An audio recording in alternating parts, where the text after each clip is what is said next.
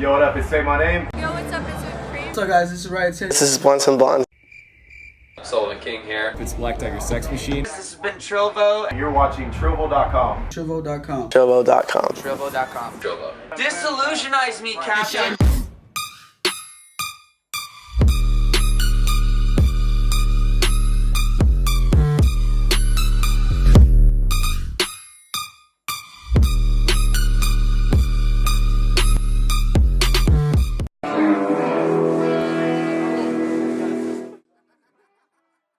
So I'm here with TRILLVO.com. My name's Dustin. I'm sitting here today with Will Clarke. You want to go ahead and say hey to what's up? How are you? All right, so they just recently announced EDC lineup. Yep. And you're on it. Yep. So that's pretty exciting. Yeah, it's dope. Like, second year running. I And- was impressed they booked me for a second year. We were talking earlier about the heat. Are you excited for that part of No. it? No. I'm English, so I can't deal with the heat. It's fucking hot. Well, 110 degrees is hot anywhere, but if you ever have 110 degrees like in Texas, it's like you would be miserable. Yeah, it's hot. So, but it's going to be fun. I'm really looking forward to it. So tonight you're playing with Destructo and Daniel Nathaniel. So that's pretty exciting. Yeah. What do you think you're most excited for? You're just doing the Texas leg. So what's exciting about being in Texas? Are you excited for that? Or are you? Yeah, I really love, especially in Austin. I Yeah. really like playing in Austin. I played at Kingdom. Like, this is my third time, I think. Yeah, third time, and it's always like a super fun show. Yeah. Yeah, I love it. I feel like Austin, in my opinion, for house music especially, has the better.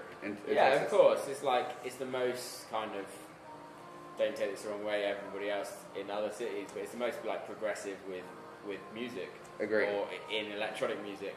I'm looking forward to Houston tomorrow because I've not played many shows that I've been happy with in Houston. Yeah. Well, I have a feeling you're going to be happy with Spire. Yeah, I've heard good things. Yeah, So it's a pretty dope place. We had a show there not that long ago with Say My Name.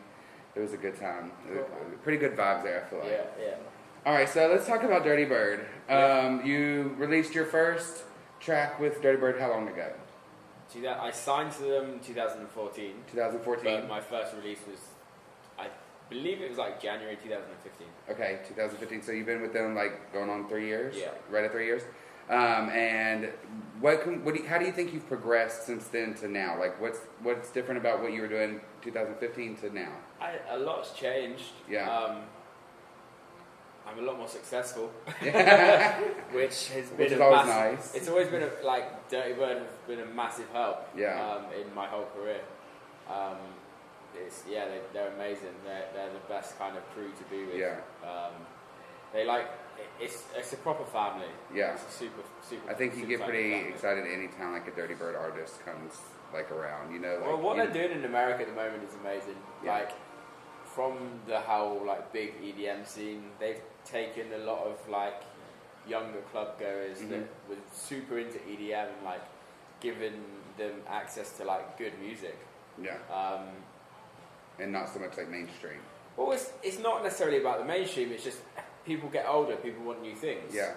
And I feel like Dirtybird is the bridge between like super chin stroking techno to and EDM. Yeah. Especially in America. It seems to work and they're killing it at the moment. I agree. In America. Yeah. I feel like Dirtybird is killing it.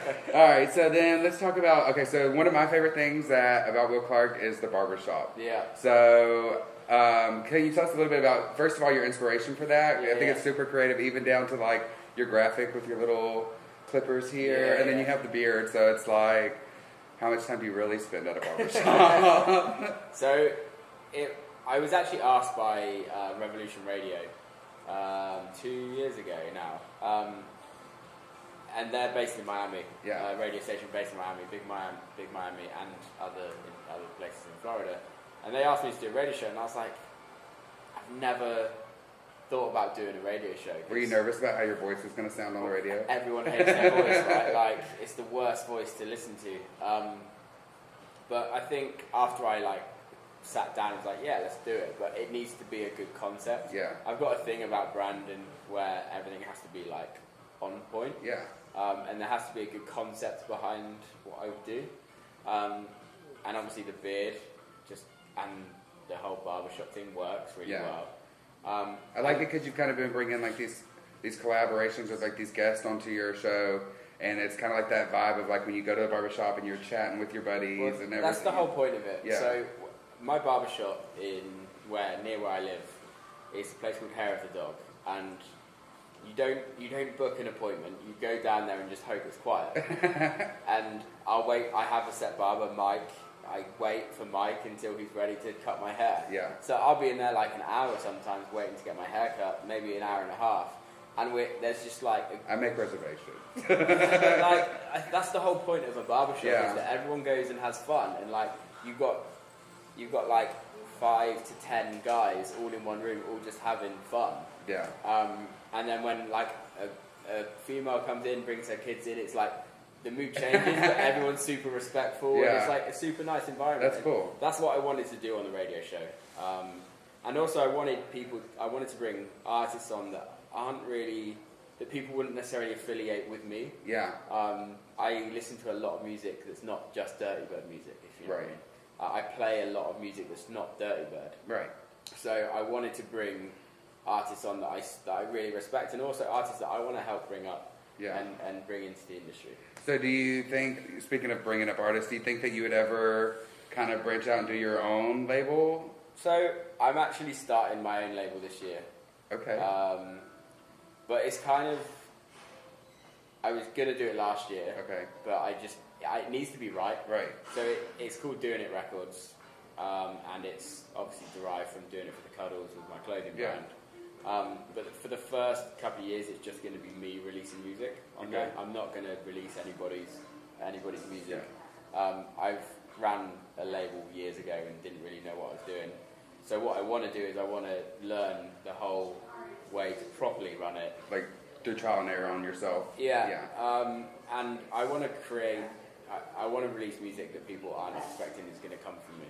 Right. So I want to create something that's like... So what are some other like sounds that we could expect to hear off of it? It's going to be like a little bit darker, but more vocally as well, if those two go hand in hand. Okay. So it's like going a little bit harder, but more memorable vocals. Okay. I'm a big fan of like vocals over EDM music. Like I prefer it almost. And I think like I have to branch out and do separate things as an artist. People obviously you get people like to hear what you do, but I think the whole point about being an artist is you're lucky enough that all these fans will pretty much just listen to what you do. Yeah. And like everyone has opinions, of course, but most people like what you do.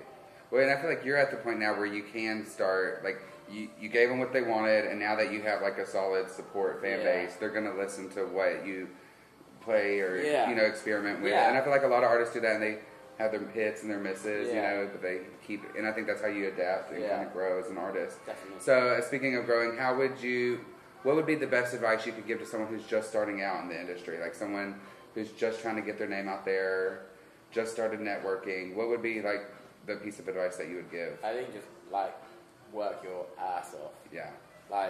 And don't rush into releasing music. So one thing that I did, That's good advice. I was like, I've released so much music, I wish I didn't. I probably... Because you could have saved it for later, or because you weren't like pleased with it? No, because it wasn't right. Yeah. You're just, as a young artist, I got super impatient and just released music on like labels that was never going to get me anywhere. Like, release your first record on a label that's like, that you really respect the other artists on there, and that you kind of look up to those artists. So like, just don't take the first opportunity. Yeah, and I think if your music's good enough, it will get signed to good labels. Yeah. Simple. And if it's not getting signed, then write better music. Yeah. It's simple. Yeah. Like I'm in this. Like, we're all in the same position. Yeah. I write good music. I write really shit music. Yeah. It's the joys of being an artist. And then like choosing which to put out and which not to. Yeah. Yeah. So what do you think that moment was for you when you kind of like saw that things were changing, like things were evolving for you? You know. Was it a certain track that was released? Was it signing with Dirtybird? So yeah, I released a record called Big Booty on Worthy's label, Anabatic, and that was my first record that like got support from like big artists. Right. But after that, I actually quit because I was just like so in my head about like wanting to gain recognition from other artists that I was just writing music that just wasn't me. And then I took 6 months off and then got back into it after trying other things and then signed to Dirtybird. So like I think signing to Dirtybird was obviously a massive thing. Yeah. A huge thing. Being part of my agents in America, that was a huge thing. Because it brought you overseas. Yeah, and my agents are amazing. Yeah. If you know what I mean. I've now got the right management team as well. It's like a whole. I can say that they're quick because I think we talked to them on Wednesday, and by Thursday we had an answer. Yeah. So it's a whole team, and I like being the driving force of it. I'm pretty OCD. Yeah. I'm like, I actually feel sorry for them. To be fair. You're hard to work with? I'm not hard to work with. I just want a lot. Yeah. You know what I mean? I'm like, why aren't we doing this? Why aren't we doing that? This should be done. Why isn't this done? I think we can relate to that because I feel like our boss is kind of like that. Yeah, but I think that's the thing. She's probably going to kill me for saying that later. Sorry, boss. But like, I feel like if you really want to get somewhere, you've either got to do it yourself or you've got to find the people around you to do it for you. Get there, yeah. And there comes a point when you do need that person to help you.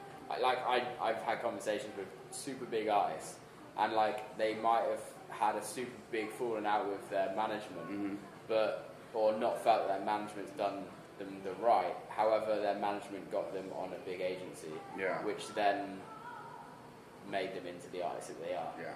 So like, there's a lot of things out there that you have to remember to appreciate everything that. It's about like realizing where you're at, and then for me, it's like, well, I've got this far.